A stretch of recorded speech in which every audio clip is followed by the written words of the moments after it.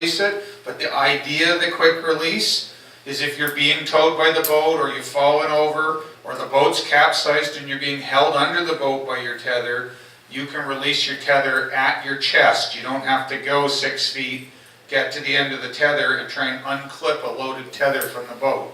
You can quick release at your chest.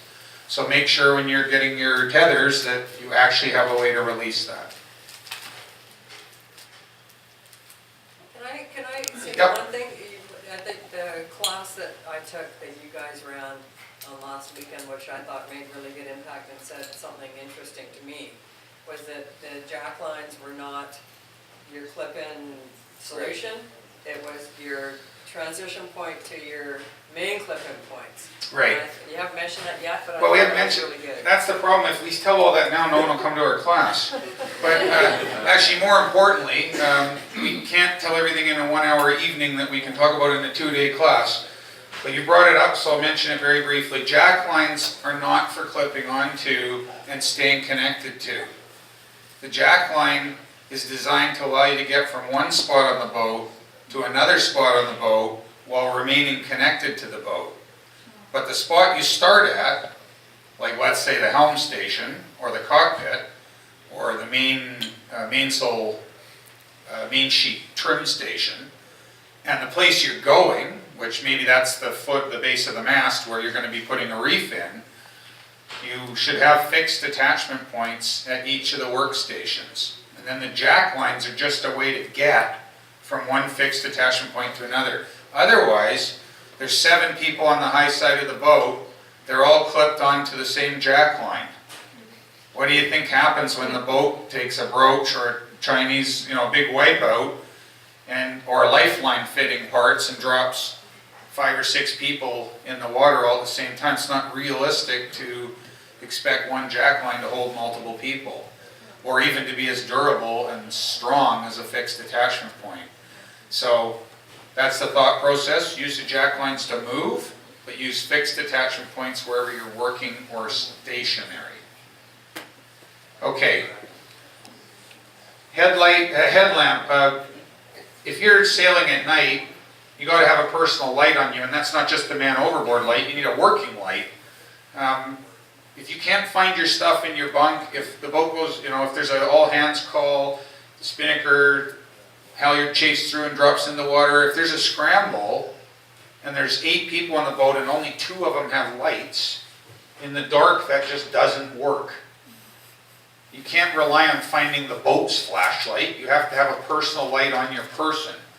And so almost the universal way to solve that, and there's other ways, but almost the universal way to solve that, and has the benefit of being hands-free as well, is a headlamp. So the headlamp, is that red? Perfect. So the headlamp should have a lower intensity red or green light because that will preserve your night vision. And if you really need light, see if I can remember how to do this. What am I doing, Stuart? Get in there. Give me a light. You should be able to do this in the dark no matter what. Come on. It's digital. I'm having a digital problem. Okay, it'll come to me. So, in the meantime, you should have a headlamp. It's going to have a white mode. You probably want a red or green for night vision. That's a personal light. It's not a boat light. Everybody's got to have one. You can leave it tucked in a pocket. It could be in a pouch on your PFD. There's lots of ways to have it. But if the boat goes upside down or inside out or things go sideways, you've got to have a light. If you don't have a light, you can't find anything else. A knife, you should have a knife. If you can't release the quick release on your tether because it's too loaded, how are you going to disconnect yourself? So, yeah, it's great that the safety regs say there has to be the boat has to have a knife on the boom or in the cockpit. You need a knife on your person. This PFD here has a knife. It's a mountain equipment knife. I don't know if people can see it, but it's right here. It's a one-hand draw, so I didn't need both hands to pull that out. Got a titanium blade so it never rusts in salt water. costs the princely sum of $45 at Mountain Equipment Co-op. And it comes in a plastic scabbard that's designed to go on webbing. So you can fit it onto pretty well any harness or PFD if you want to add a knife. It's important that you only need one hand to draw it because you may only have one hand to get it out.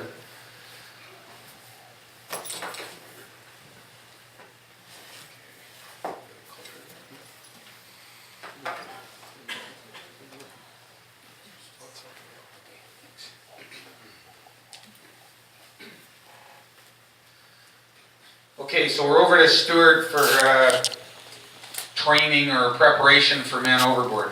I just fell overboard. I don't have to do it.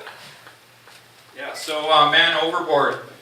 This is something that a lot of boats don't do. It's important that you practice it. If you wonder as a crew member how to do it because your boat hasn't practiced it ever, quick stop, you can Google it. There's normally two methods for quick stop, one for going upwind and one for going downwind. Brief your crew. It's really important that the boat has a safety consciousness, and a big part of it, besides all this equipment, is the exercises that you do, and the man overboard is probably the most important one. So just remember, you practice so that it becomes easier in real life. And so if you Google quick stop, if you're a crew member and nothing's happening on your boat, no exercises or anything like that, take the initiative, do it yourself. That's what you're empowered as a crew to do, is to take over where you think things aren't happening. So quick stop is the best thing to do. Stuart, just some suggestion that you not do it by jumping overboard yourself, Yeah. but maybe Really putting a fender in the water. Correct.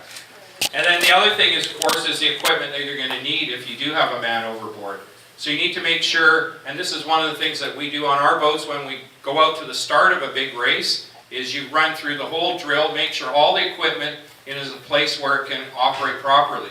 And if everyone runs over it, they know where the equipment is, the flag, the drogue, the light, they all still work. They aren't tangled in the lifelines, because you have to do the drill, but you also have to be able to put the equipment over the side of the boat so that you can find someone. And of course, if you do the quick stop, if you follow it, we aren't going to talk about it too much, because one of the things that happens in a quick stop is you need to modify it slightly for every boat and the people on the boat. So it's particular to your boat. You're going to have different number of crew members, but it basically works. You got to make some action. You have to call man overboard. You have to put the gear over the side. You have to watch for the person in the water, but you also have to delegate people to take the sails down and maneuver the vessel. So really important, the quick stop. But, and the other thing is your cold water immersion. We talk about it a lot in safety at sea. It's super important. You have very little time to deal with the very important things if you are in the water, and then you have a very small amount of time again before your hands, and you become where you're inoperable to do anything for yourself. So it's really important that you study all this stuff. 110-1. What's the guy's name in Ontario? Dr. Popsicle? Dr. Popsicle. Dr. Gordon Giesbrecht. Yeah, Giesbrecht. So his pitch, you know, he distills it down. We're not going to go through it all here, but first minute, expect cold water immersion shock. You're likely to be gasping or hyperventilating, so you should protect your airway and calm yourself down. Make sure your PFD inflated. Then you got 10 minutes, maybe 20 in our water temperature to do the things that require your fingers. So what could you do? You could zip up your, close up your wet weather gear, pull a hood up, turn on a man overboard light, make sure the life jacket's fully inflated. Do anything else that you can do to keep warm and to make yourself more visible, because after 10 or 20 minutes you won't be able to use your hands at all. A long time ago I was involved in a man overboard, helping retrieve a man overboard off of another boat just near the Point Grey Bellboy. The guy had been in the water for 10 or 15 minutes wearing a full length cruiser suit, and when we asked him to lift his hands up so we could grab his arms, and he said, I can't. He couldn't, even though he had a cruiser suit on that gave him flotation, his arms were floating on the water, but he could not lift them out of the water to give us something to grab onto. That's maybe 10 or 15 minutes. So the first 10 minutes, you do all the stuff where you need your hands and fingers, because then afterwards you might not be able to use them. And then after that, 1 minute, 10 minutes, then an hour to 2 hours or more, you're focusing on conserving your energy, staying warm, and trying to, you know, keep a lookout and be visible to the boat, because you know they are coming back for you. And this is a really important thing as well, is that when you have your crew meeting before the start of the race, is that you make sure that everyone knows that you as a crew member don't want to try and rescue another crew member. The most important thing is to stay on the boat. And this is a really good thing to emphasize to all the crew on your boat. Repeat it before the start of a race, that, you know, the most important thing is to come back with everybody on board the boat. And especially if you have guests and visitors on the boat. Doug, you were on Occam's, and one winter series, 2 races in a row, they lost someone over the side.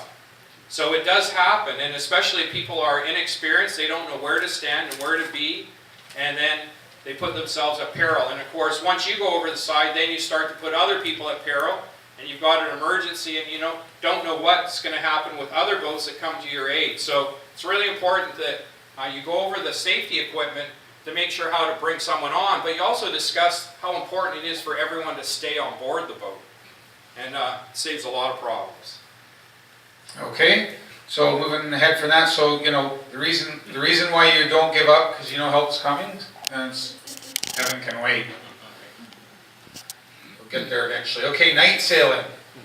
So night sailing's a whole other thing. How many people here have completed an overnight passage?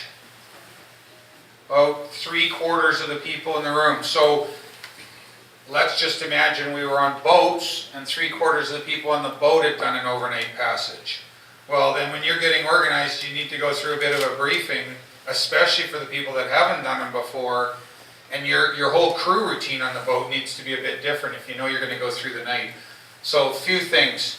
At the boat side of it, obviously you're going to check your man overboard gear for things like the night light with the life buoys. You want your batteries fully charged before it gets dark. You're going to use your instrument backlighting on a really low setting, or you're not going to be able to see anything except the instruments.